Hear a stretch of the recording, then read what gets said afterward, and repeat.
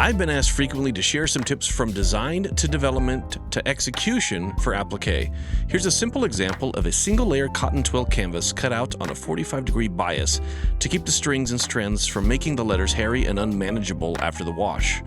A 45-degree bias is the practice of rotating the letter 45 degrees to keep the weave pattern from coming apart on the parallel sides of the letters. If you keep it at the 45-degree angle mentioned, the stitching will help hold the raw, loose woven from falling apart. Yes, you can opt out of the wash and just brush by hand, but it will never look as good. Let's start by taking the artist-provided file. Most artists don't follow the 3mm rule because they don't know any better.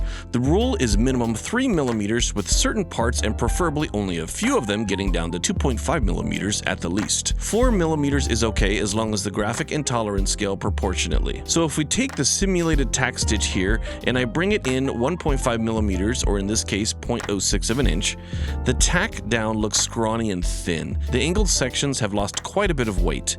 Next, let's try moving the proposed tack stitch half of that distance, and that is actually looking a lot better. Next, let's move the applique shape out to balance out that 3mm distance we're trying to achieve.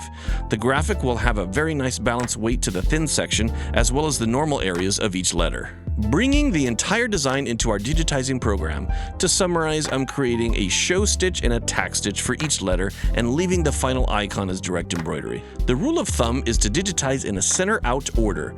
As I play the sequence back, you can see the order in which each letter is sewn down. Don't forget to place an applique stop within the file for a proper frame out position. This will allow you to apply the letters without having to remove the hooped frame from the machine. Lastly, before we hit the go button, we lightly spray the back of the letters and lay them down one by one according to the trace or show stitch. The more accurate you can get on this step, the better they will run and look. This is where the 3mm rule starts paying off. If you went 3 or a little more, you're going to have an easy time making this work. If you went 2.5 or lower, you're not going to have a good day. Now we watch as each letter gets sewn down. I'll just speed through this part to help get to the good stuff. After removing the backing and trimming the back of the garment threads, we move to the washing machine to get the edges to give us the fluff and distress we're really looking for. Since we used a laser cut technique, we had to use 100% cotton canvas to get the most dimension out of only a single layer of fabric. Only a short cycle was used, and we anticipated a small amount of garment color bleed to carry over to the applique edges. I hope this helped you all understand this methodology of hand-placed lettering in applique. I always enjoy these types of developments and have a ton of fun executing them.